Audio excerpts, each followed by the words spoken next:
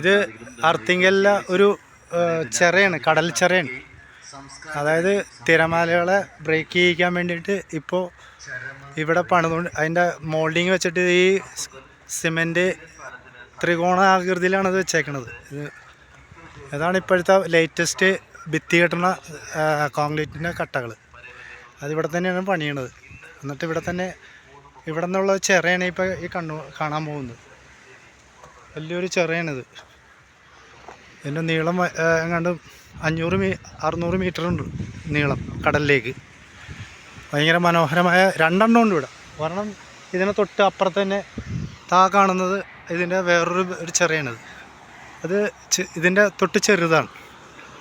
അതിവിടെ നിന്ന് നോക്കിയാൽ ശരിക്കും കിട്ടുമെന്നറിയില്ല, എന്നാലും കാണിച്ചു തന്നെ. ഞങ്ങൾ അതിൽ കയറാൻ വേണ്ടിയാണ് പ്ലാൻ ചെയ്തതെങ്കിലും ഇതാണ് ഇത്തിരി കൂടി വലുതെന്ന് പറഞ്ഞതിൻ്റെ പേരിൽ ഇങ്ങോട്ട് വന്നത്. ഇതിൻ്റെ സ്റ്റാർട്ടിങ് ഇങ്ങനെയാണ്. ഇവിടെ നിന്നാണ് തുടങ്ങി പോണത്. ഇവിടെ നിന്നാണ് ഇത് ലോറിയിലൊക്കെ എടുത്ത് ഇങ്ങനെ കൊണ്ടുവന്ന് ക്രെയിനിൽ ഓരോന്നേ എടുത്ത് അട്ടി ചെയ്ത് പോണേ. നല്ല രസമായിട്ടുള്ള സ്ഥലമുണ്ട്. അത് പറ്റുമെങ്കിൽ അർത്തിങ്കിൽ പള്ളിയിൽ വരുന്ന ആൾക്കാരൊക്കെ ആണെങ്കിൽ ഇത് കാണേണ്ട ഒരു സാധനം തന്നെ, കാണേണ്ട ഒരു കാഴ്ച തന്നെയാണിത്. ഇവിടെ മീൻപിടുത്തക്കാരാണ് ഏറ്റവും കൂടുതൽ ഇവിടെ ഉള്ളത്. വേറെ തൊഴിലൊക്കെ അവർക്ക് കുറവാണ്, അവർ ചെയ്ത് ശീലിച്ചിട്ടില്ല. അവർ ശീലിക്കാത്തതിൻ്റെ കാര്യം ഈ മത്സ്യം കൊണ്ടിട്ടാണ് അവർ ജീവിച്ചു പോകുന്നത്. അതുകൊണ്ടിട്ട് വേറെ ഒരു തൊഴിലൊന്നും അവർ കണ്ടെത്തിയിട്ടില്ല. കുറച്ച് ആൾക്കാർ വേറെ പിള്ളേർ ഇപ്പോൾ എന്തൊക്കെ തൊഴിലൊക്കെ ആയിട്ട് മാറിയിട്ടുണ്ട്. എന്നാലും കൂടുതൽ ആൾക്കാർ ഇവിടെ ഈ മീൻപിടുത്തവും മെയിനായിട്ട്. ഇവിടെ കുറേ ആൾക്കാർ ചൂണ്ടയിടുന്നുണ്ട്. ചൂണ്ട ഒരു രസമായിട്ട് അവർ ചൂണ്ടയിടുന്നുണ്ട്. പക്ഷേ അതിനൊപ്പം അതിൻ്റെ വീട്ടിലേക്കുള്ള കറിക്കും അങ്ങനെയുള്ള സൗകര്യത്തിന് വേണ്ടിയിട്ടാണ് എടുത്തുകൊണ്ടിരിക്കുന്നത്. ഇതിപ്പോൾ മീനിൻ പിടിച്ച് അവർ കരയിലേക്ക് വന്നുകൊണ്ടിരിക്കണം. ഈ ബോട്ട് ചെറിയ ഫൈബർ ബോട്ടാണത്. അവരിപ്പോൾ ഒരു 6 പേരുണ്ട്. കടൽ കാണാൻ നമ്മളിപ്പോൾ കുഴിപ്പള്ളിയിൽ ഫ്ലോട്ടിങ് ബ്രിഡ്ജുള്ളെങ്കിൽ ഇവിടെ കരിങ്കല്ലിൻ്റെ ഒരു ബ്രിഡ്ജാണ് ഈ കാണുന്നത്. ഇതിന് പൈസയൊന്നും കൊടുക്കണ്ട, നമുക്കിങ്ങനെ കയറി നടന്നങ്ങോട്ട് ചെല്ലാം. അതിന് ബ്രിഡ്ജിനെക്കാട്ടി കൂടുതൽ നീളമുണ്ട് ഇതിന്.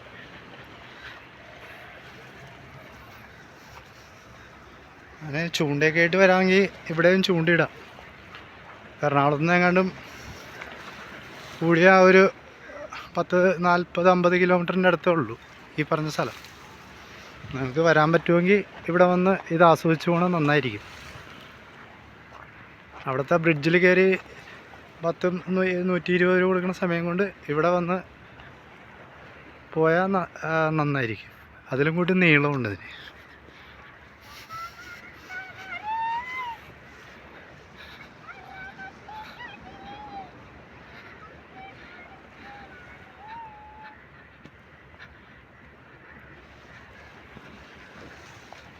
ക്യാമറ നന്നായിരുന്നെങ്കിൽ കുറച്ചുകൂടി അങ്ങനെ അവിടുത്തെ കാഴ്ചകളൊക്കെ ശരിക്കും ഒപ്പിയെടുക്കുമായിരുന്നു. ഇപ്പോൾ ഉള്ളത് സാധാരണ നമ്മൾ ഉപയോഗിക്കുന്ന സൈസ് ഒരു ക്യാമറയാണുള്ളൂ കയ്യിൽ. അപ്പോൾ അതുകൊണ്ട് ലോങ്ങൊക്കെ കിട്ടാൻ ഇത്തിരി ബുദ്ധിമുട്ടുണ്ട്. എന്നാലും ഉള്ളത് വെച്ച് കാണിച്ചു തന്നെയാണ് നിങ്ങൾ.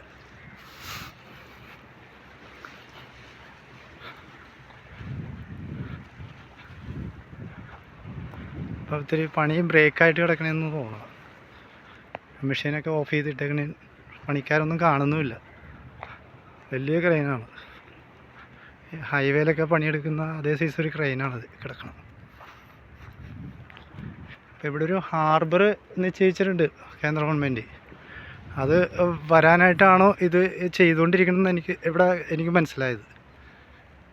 ഇതാണ് അതിൻ്റെ മെഷീനറി. ഈ കല്ലൊക്കെ അതിൻ്റെ പൊസിഷനിലേക്ക് കൊണ്ടുവന്ന് ഇടാനും പിടിക്കാനായിട്ടൊക്കെയുള്ള ഒരു ഇതാണ്.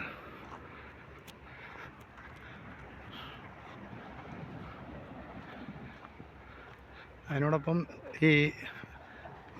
ഇതുണ്ട്,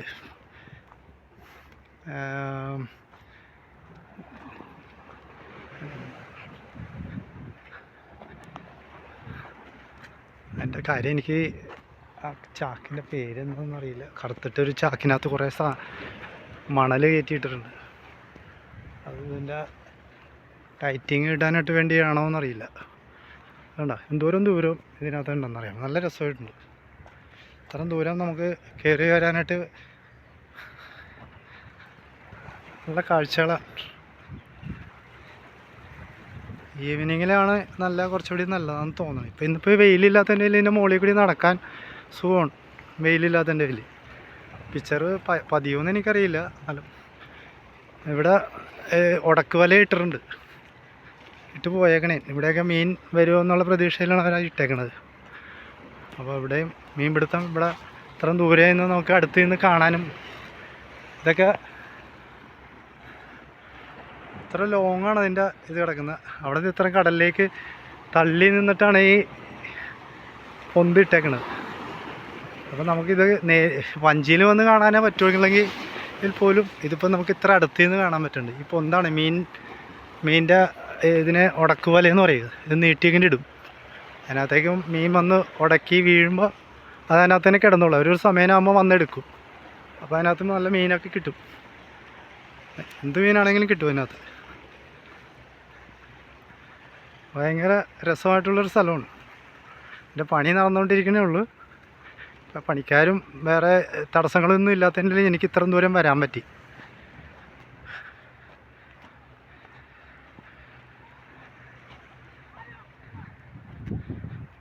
ഒരുപാട് പാറകൾ ഇതിനകത്ത് കൊണ്ടുവന്ന് ഡംപ് ചെയ്താണ് ഇത് പൊക്കിയേക്കണത്. നമ്മുടെ കിഴക്കുള്ള പാറകൾ മുഴുവനും ഈ ഭാഗത്തേക്ക് കൊണ്ടുവന്ന് തട്ടിയേക്കണേ.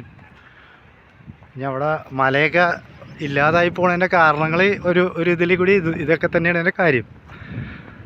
പ്രകൃതിനെ ചൂഷണം ചെയ്യണമെന്ന് പറയണമെങ്കിൽ അതൊട്ടും ശരിയാവില്ല. കാരണം ജീവിക്കണമെങ്കിൽ മനുഷ്യന് ഇങ്ങനെയുള്ള സൗകര്യങ്ങളൊക്കെ ചെയ്താലാണ് ജീവിക്കാൻ പറ്റുള്ളൂ. അപ്പോൾ പ്രകൃതിനെ ഒരു ഇതായിട്ട് പറയുന്ന ആൾക്കാർ കുറേ ആൾക്കാരുണ്ട് ഇതിനകത്ത്.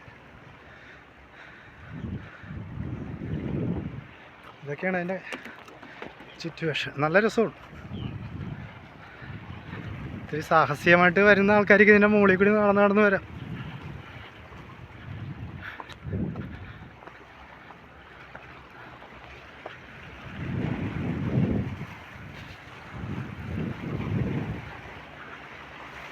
അല്ല, ഇനി കുറച്ചുകൂടി ദൂരം അങ്ങോട്ട് കയറാനുണ്ട്. പക്ഷെ ഞാൻ ഇവിടം വരെ നിൽക്കുന്നുള്ളൂ.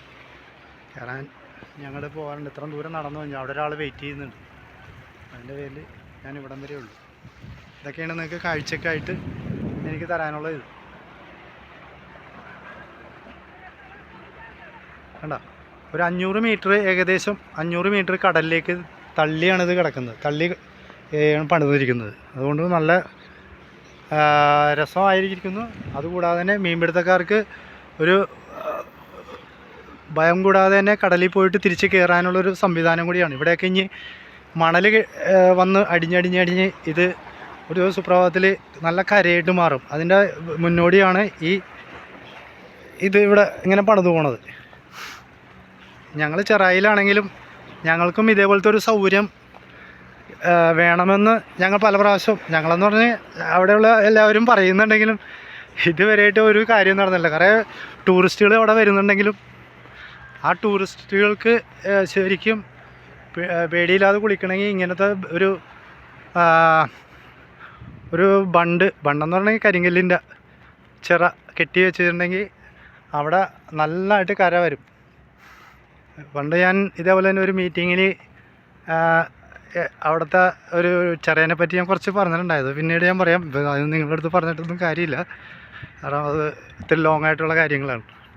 അപ്പോൾ അതുകൊണ്ടിട്ടാണ് ഈ വിഷയങ്ങൾ ഇങ്ങനെയായിട്ട് ഞാൻ പറഞ്ഞു തരുന്നത്. എനിക്ക് കടലിലെ കുറച്ച് കാര്യങ്ങളൊക്കെ എനിക്കറിയാം. ചെറായിന് ബീച്ചിനെ പറ്റിയുള്ള, ഞാൻ അവിടെ 15 വർഷത്തോളം ടൂറിസമായിട്ട് ബന്ധപ്പെട്ട് ജോലി എന്ന് പറഞ്ഞാൽ കടകൾ നടത്തിക്കൊണ്ടിരുന്നതിൻ്റെ പേരിൽ എനിക്കവിടെ ശരിക്കും അതിനെപ്പറ്റി കുറച്ചറിയാം. അപ്പോൾ അതാണ് ഈ വർത്തിങ്കല്ല ഈ ചെറയുടെ നല്ല മനോഹരമായ തീരങ്ങൾ. എനിക്ക് വളരെ ഇഷ്ടപ്പെട്ടു. നിങ്ങൾക്ക് ഇഷ്ടപ്പെടുമെന്ന് ഞാൻ വിശ്വസിക്കുന്നു. അപ്പോൾ ഇനി അടുത്ത ലൊക്കേഷൻ എത്തുന്നവരെ ബ്രേക്ക്.